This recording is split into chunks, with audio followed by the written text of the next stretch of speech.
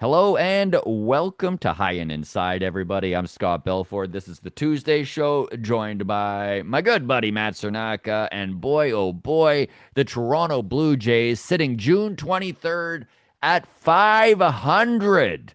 And you know what? I know that there's some baseball beginners out there who have already written this team off and are making hard statements like this is a bad team and so on and so forth and have been very down on things. But honestly, for me, and I think there's a lot of folks kind of in this category. You look at a 500 team in baseball, June 23rd, and there is so many different ways that this could go at this point. The world is sort of the Blue Jays' oyster, especially with the way that this American League has fallen out this season. So here we are. We're back on a level playing field. They are on a homestand, 9 more games. Big win yesterday, real momentum building win on Saturday, and against good teams. Listen, I know that the Houston Astros record looks really bad, but they're one of the top teams in the American League in the last 30 days. Very similar to how the Blue Jays have gone. If you look at the Toronto Blue Jays right now, they literally so they're 18 and 12, Matt.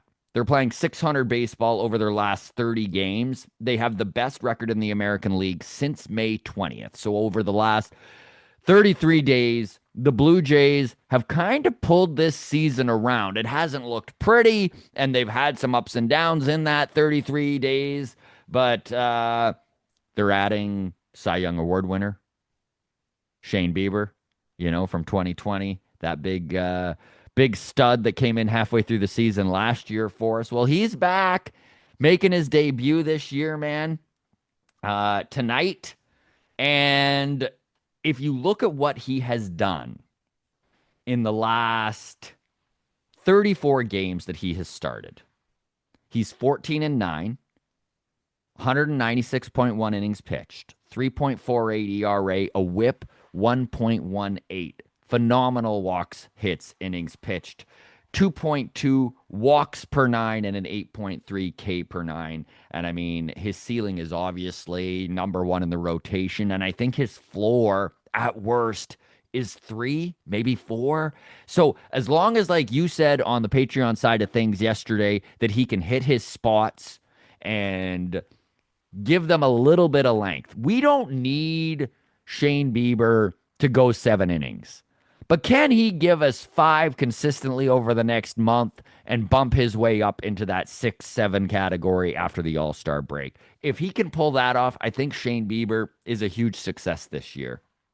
Oh, I completely agree. I think if he's hitting that sixth inning with 1 or 2 run baseball, that's a huge success for this team. Even sometimes 3 run, depending on the game.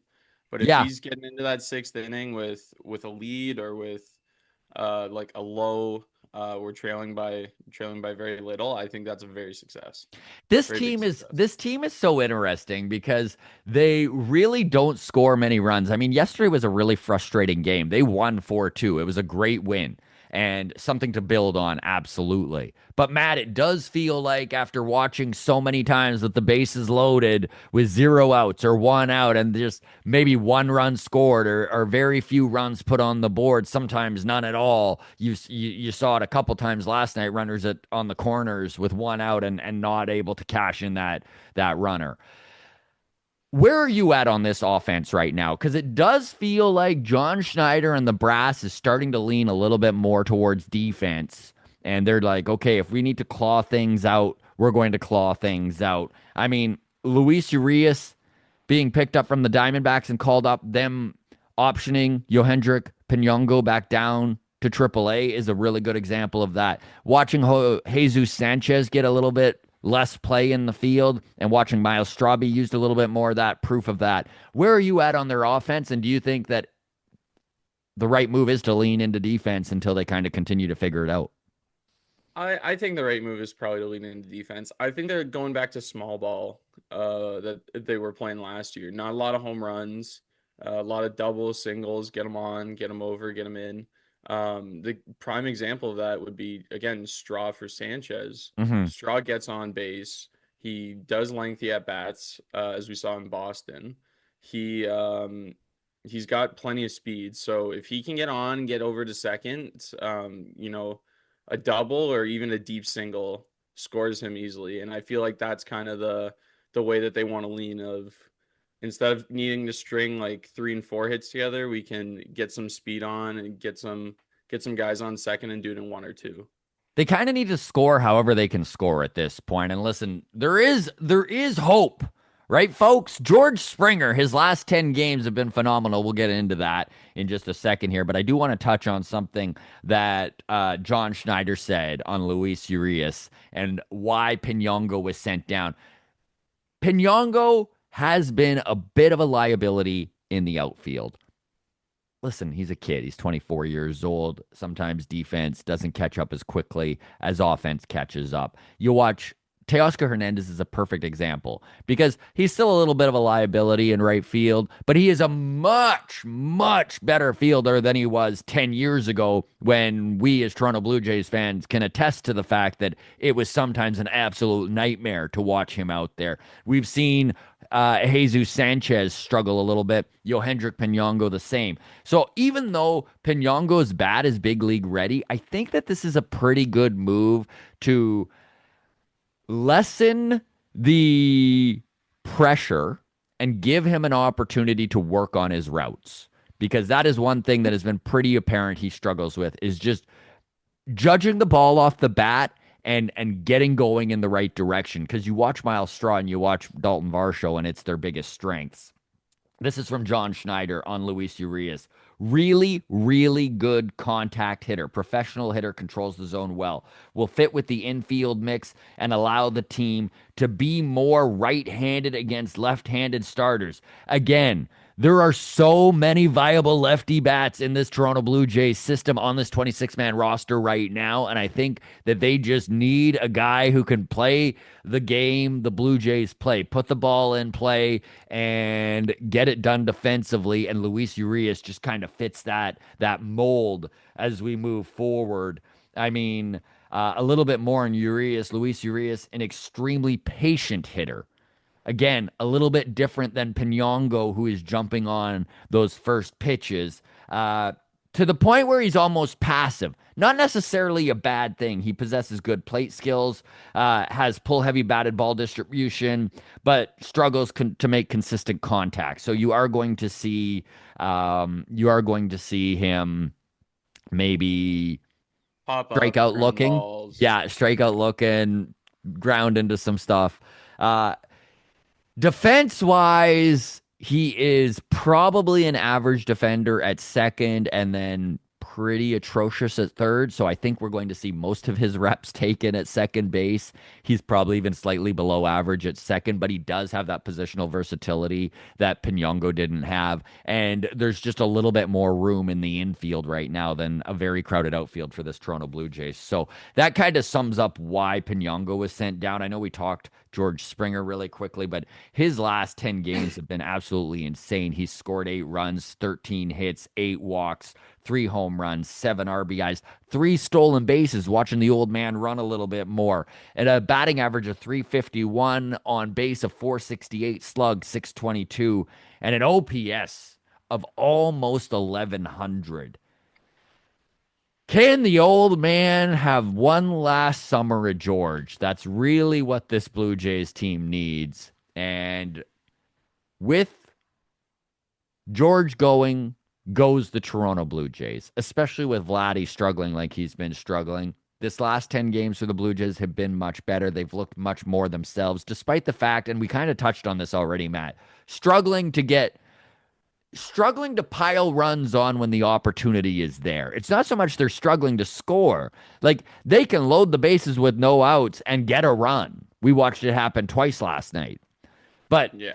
when you have that 0 outs, 1 outs, and the bases loaded, guys on the corners, whatever it may be, you would love to see them do a little bit of, to borrow a 2025 term from David Popkins, hitting coach, damage, right? Let's see some damage out there. And so can a little bit reverting to defense and leaning on George a little more and some of these other guys? Can that produce a little bit more scoring as well? We'll see how it goes here. Huge win against the Astros last night, though. Yeah. I definitely think that defense, like we're talking, is going to come into play greatly. Um, one thing we definitely need to see from this team is bases loaded. We need to see at least 2 runs. If you can get 2 runs in Yeah, any bases loaded situation, you're golden. But I don't know what it is. I can never figure it out with the is it the pressure? Is it the moment? Is it too big? I don't know, because then you go back to like postseason and it wasn't too big at some points, and then it was too big at other points. it's going to be getting through that mental cloud they have currently over their ability to score runs. I think that they've got it within them. I think that this team is strong enough, even with the big bat of Bo Bichette left out there. We'll talk Okamoto in a second here because the guy has been, I mean, the best power hitter on this team by a lot. He may even be getting some rookie of the year votes. We'll dive into that shortly. But another surprise candidate here that everyone was hating. DFA was even being said. Eat his $17 million still owed. A lot of people were saying in May. And Jeff Hoffman, brace yourselves, everybody. I'm going to say some nice things about Jeffrey Hoffman. Um, he has been like literally exceptional in June. He has been unhittable, basically. He's allowed one earned run this month, 8 games. He has allowed 3 hits, 2 walks, 9 Ks, a 1.17 ERA, a 0.65 whip, 2.3 walks. So he's lowered his walks, which is something that he was really struggling with, and 10.6 K per nine. I mean, he certainly has his blowups. I'm not saying Jeff Hoffman is perfect, but I think in this little bit lower leverage spot that he has found himself in the Toronto Blue Jays bullpen, kind of that seventh inning guy, the strikeout needed guy. You saw it last night, right? In the eighth inning, with Rogers on the mound, they get to a situation where a couple dudes are on base and they're letting Rogers try and get out of it, but they also know if he loads it up, they're bringing in Hoffman and try and get that K. And having that guy in your bullpen is incredibly valuable. I'm not saying let's move Jeff Hoffman up in the leverage situations. I think that we've kind of found the perfect spot for him right now, anyways. His confidence is building. You're seeing a little bit more machismo out of Jeff Hoffman, and he is loaded with confidence. He's one of those guys. I mean, we'll all remember him looking over and doing the pouty face to the Baltimore Orioles in April last year when he was the most dominant closer in baseball, right? So he's got a little bit of spunk to him, and he pitches better when he's oozing that. And obviously, pretty tough to ooze confidence when you are shitting the bed like he was in the first month and a half of the season. So, good news for the Toronto Blue Jays. They really are seeing some bounce back guys over the last month here. You happy with Jeff Hoffman where he's at, Matt? I think so. The biggest value that we had out of him all last year, especially, was his strikeouts. His strikeouts per nine was way up. I think it was like a 14 something. Um, Mm. but he was a strikeout guy. He could get us a strikeout when we needed. Yeah, he blew a lot of saves. Yeah, he had a lot of mistakes. So, excuse me. I think throwing him in a situation where, you need that strikeout, you need the punch out. Maybe you're not doing a full like 3 batters out of or full inning out of him because there's the 3 batter rule. If you put him in for you need 2 strikeouts, throw him in for the 2 strikeouts. You need one to close out an inning, and then you can go to Varlin. I kind of like that role for him. Just he can focus on what he does best, and that's get a strikeout. And grounds crew, drop your comments here. I would love to know where everyone's at on Jeff Hoffman at this point. Again, well aware of his struggles in the beginning of the season. And there were people, again, calling for his head. And totally understandable. I mean, he definitely cost this team games. But where he's at right now and the ability to come in and get strikeouts in a big moment, I mean, really is who we all envision Jeff Hoffman being, right? And how he could help this team. So would love to know where everyone's at on him. Has he done enough that you are like, okay, you're forgiven for now? Stay in the seventh inning. I don't want to see you in the ninth, but continue to kind of roll through these back end of the lineups, which is kind of how he's been used, right? Like if it's the meat of the order, John Schneider seems to be going to Rogers, seems to be going to even Varland for multiple outs, right? I mean, multiple innings even we watched on Saturday. That was just the performance of the year, probably. Although I know you break down his performances by win probability, and there was actually a better outing earlier in the season from him, which is wild to think going out and getting 6 outs. But thank goodness for Louis Varland. Tyler Rogers has been solid, and watching Jeff Hoffman kind of fit into that seventh inning, in my opinion, good stuff Yeah, I agree. I think the role he's in, I don't think he's ever going to be fully forgiven because because of the there, World Series game yeah, I was seven. gonna Yeah. say there is some trauma from a Yeah, World Series yeah. appearance that He I has some think, baggage. Let's call it baggage, Matt. yeah, I think that lingers more than recency bias, but he is trending in a great direction, and as long as he keeps it up, I definitely think he's gonna be somewhat forgiven in Toronto.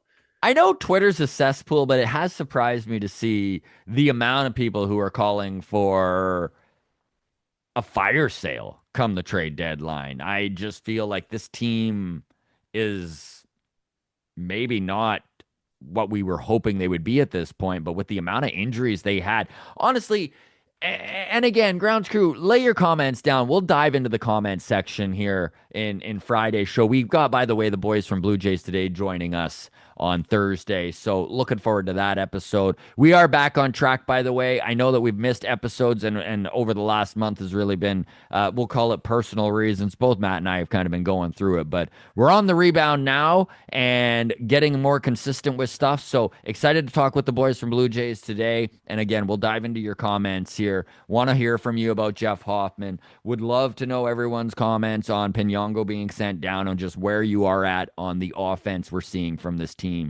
Um, let's talk about the biggest offensive threat in this Blue Jays lineup currently. A guy who just hit another dinger last night. You know, uh, Kazuma Okamoto, number 17 yesterday. He's on pace for 35 home runs and over 100 RBIs this season. I mean, given the power outage around him, Okamoto's been so dang important to the run production of this team.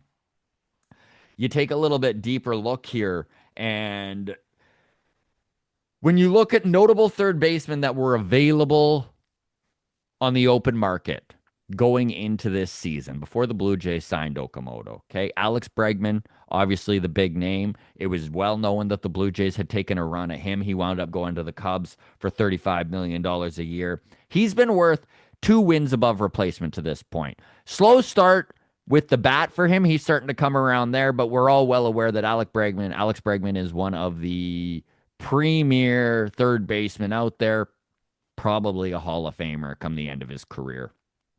Eugenio Suarez has been abysmal. It's been shocking what he has done. He's never been very good defensively, but he's currently sporting a negative zero point 0.7 wins above replacement. He's Ooh. making $15 million. Bo Bichette, a negative 3 wins above replacement. Again, I think the defensive metrics for both Suarez and Bichette are hurting them.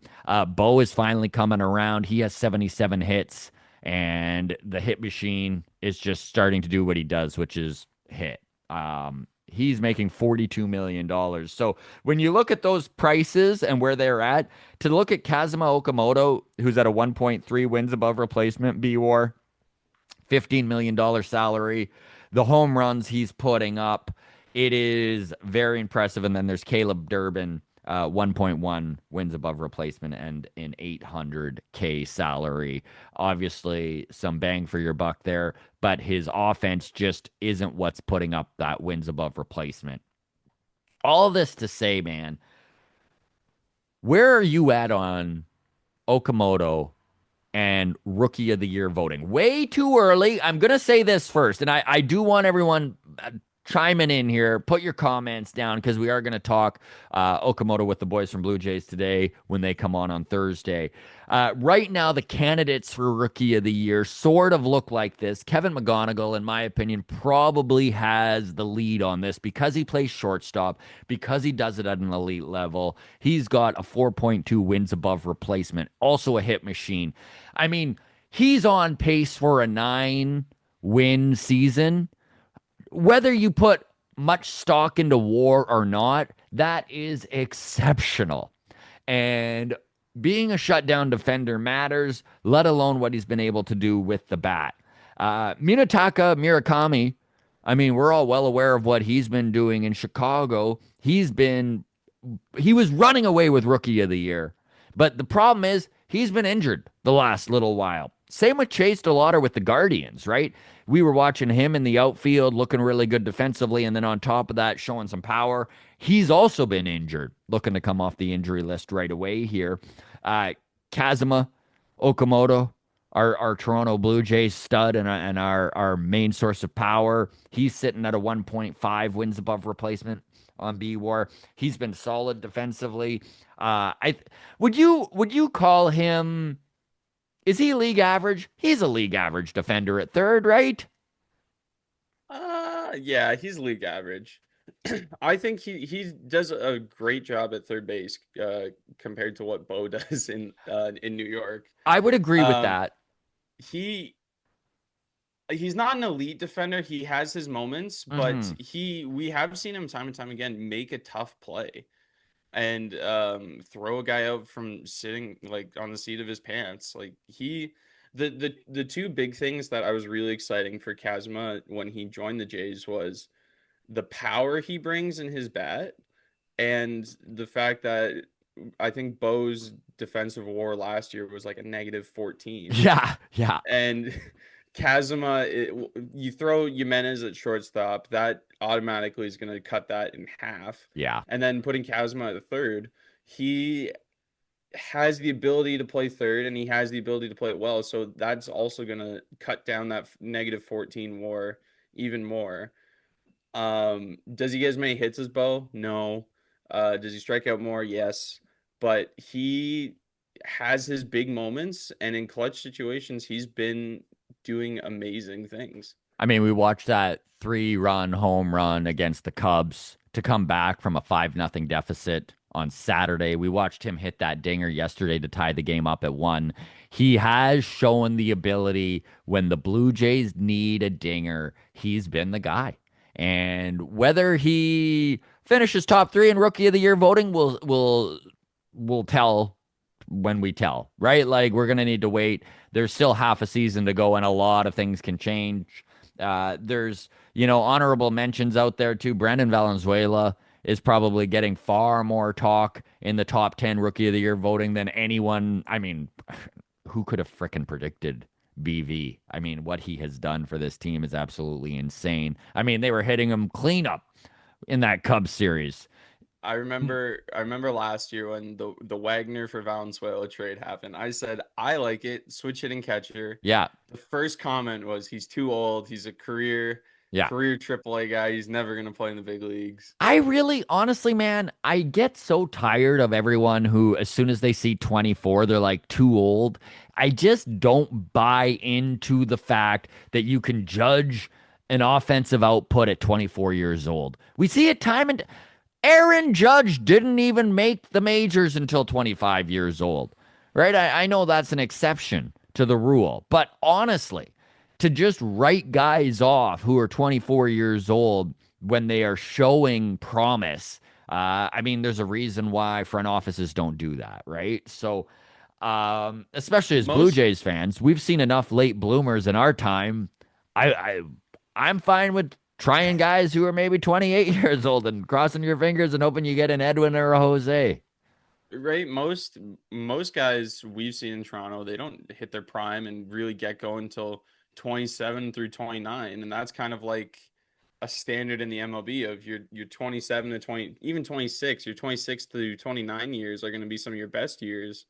So if you're making the big leagues at 24 or 25, I think you're nailing your timeline perfect.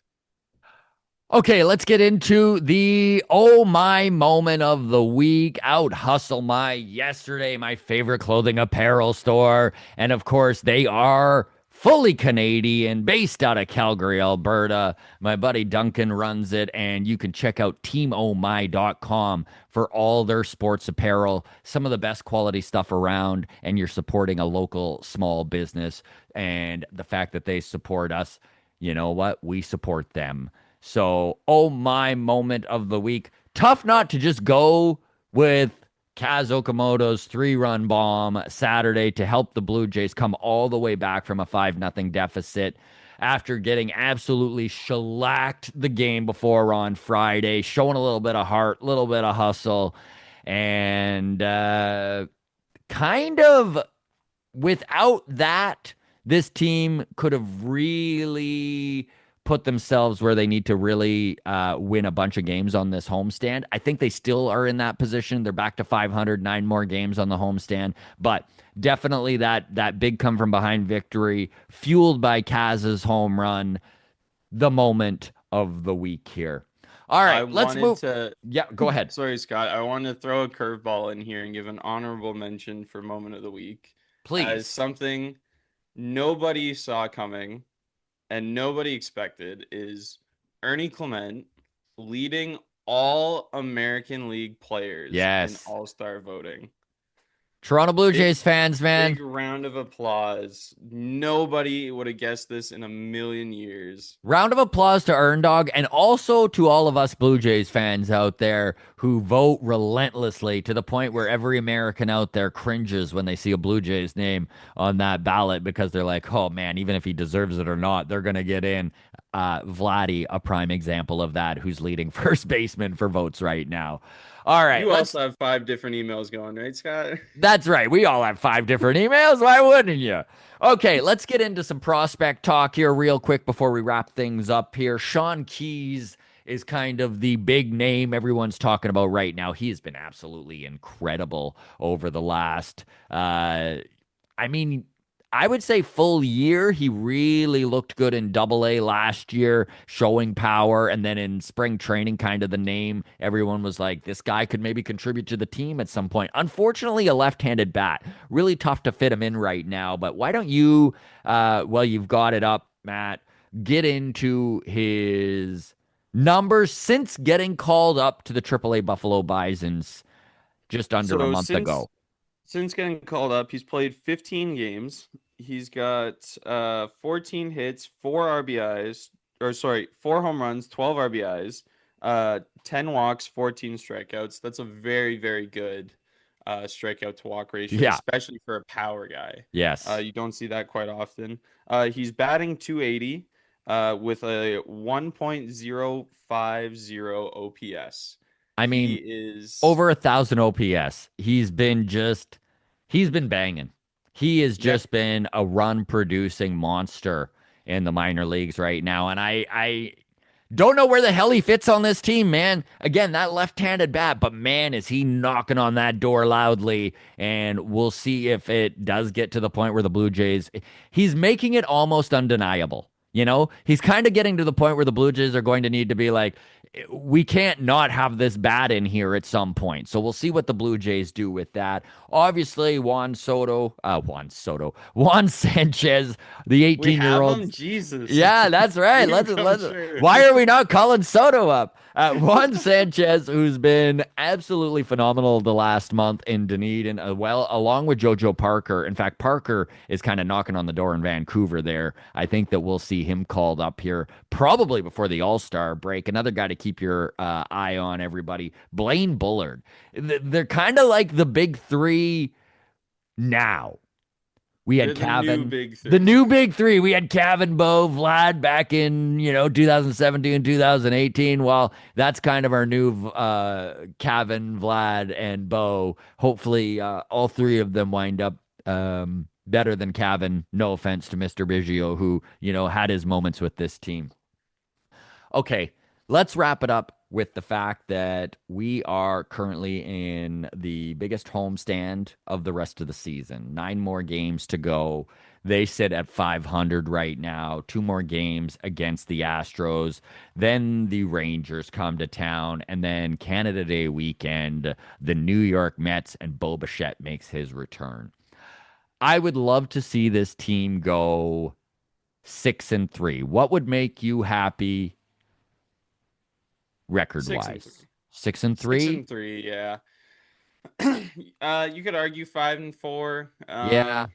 It doesn't feel as good as six and It three. I sure think doesn't feel as good as 6-3, does it? And that would put them. but you know what feels even better? 7-2.